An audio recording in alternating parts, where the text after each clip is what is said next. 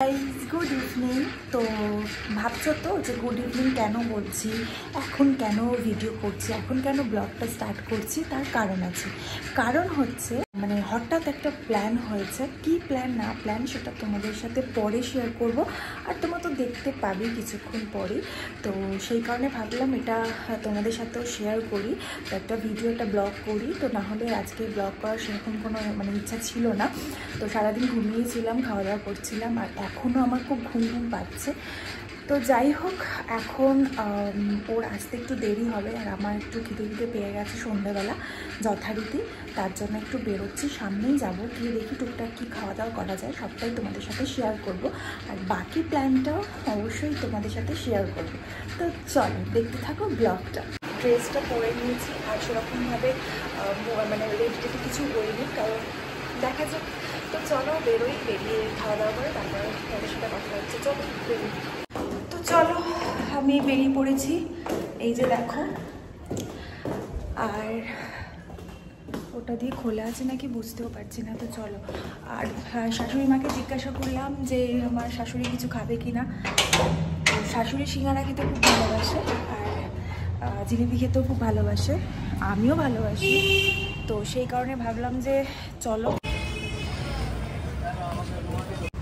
তো দেখো আমি কিন্তু ফুচকার দোকান চলে এসেছি, আর এটা হচ্ছে আমাদের বাড়ি থেকে কিন্তু একদমই কাছে। আর দেখো লঙ্কাগুলো দেখে না আমার মনে হচ্ছে উফ কখন যে খাবো।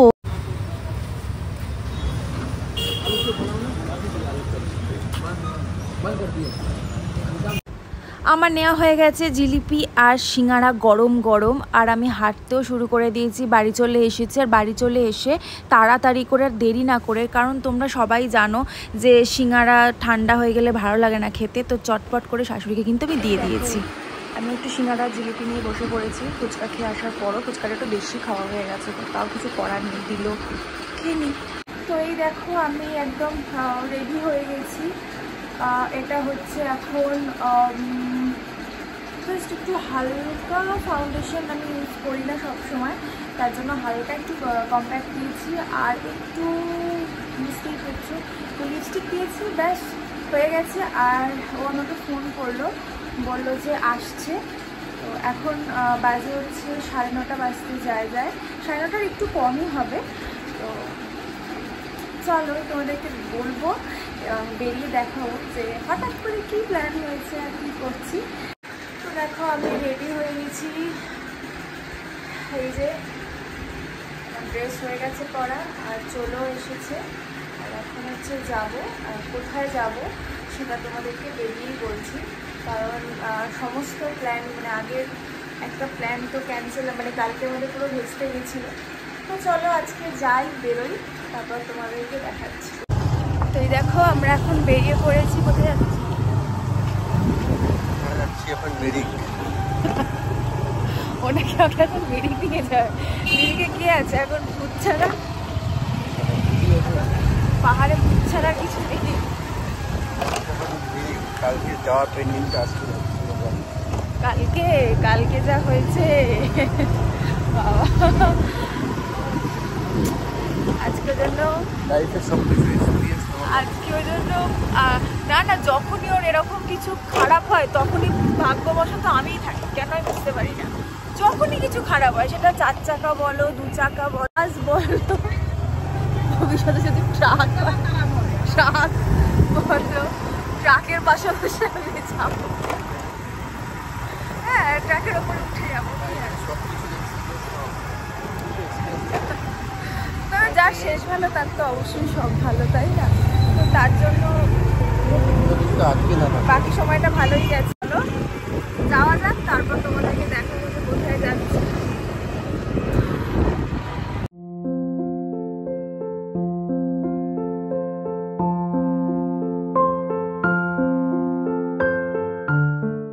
আমরা কিন্তু চলে এসেছি, পিছনে দেখতে পাচ্ছ। আর এই যে ভিতরে ও ঢুকে গেছে। আমরা অ্যাকচুয়াল আজকে এসেছি হচ্ছে ডিনার করতে, কারণ আমি বুধবার দিন বাড়ি চলে যাচ্ছি, মানে কলকাতায় চলে যাচ্ছি। আর বাড়িতে এখন পুরো ভেজ হচ্ছে, তোমরা তো সবাই জানোই যে বাড়িতে এখন পুরো ভেজ হচ্ছে। তো তার জন্য আমাকে বললো যে কাল তো মঙ্গলবার পুরো ভেজ, তার জন্য আজকে চলো তোমাকে খাওয়াবো। বাইরের থেকে ডিনার করতে নিয়ে যাবো। তো সেটাই আজকে হচ্ছে মানে একদম সাডেন একটা প্ল্যান হয়েছে হঠাৎ করে।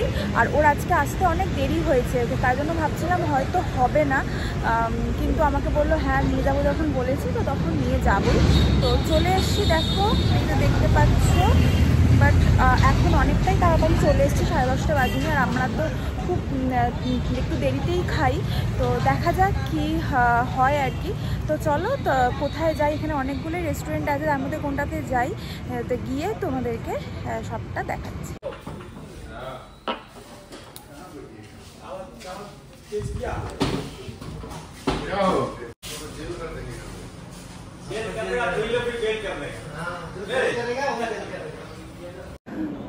তো দেখো আমরা চলে এসেছি, আর আজকের প্ল্যান কিন্তু আমাদের একদম সাকসেসফুল হয়েছে। তো আমরা এখন অর্ডার দিয়েছি হচ্ছে মাটন বিরিয়ানি, আর সেটা চলেও এসেছে দেখো। তো তোমাদের দেখাচ্ছি, এখানে আগেও খেয়েছিলাম, খুব ভালো ছিল, আর আজকেও অবভিয়াসলি ভালোই হবে। আগের দিন মনে হয় মটন বিরিয়ানি ছিল না, তাই তো? না, আগের দিন ছিল না, আগের দিন চিকেন ছিল। আর এটাকে দেখো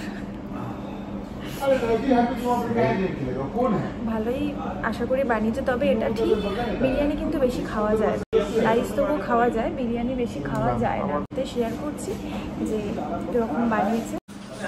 এই হচ্ছে মাটন বিরিয়ানি, আর কোয়ান্টিটি যথেষ্ট ভালোই দিয়েছে।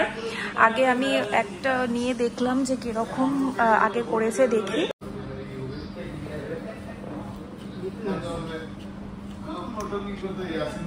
স্যালাড,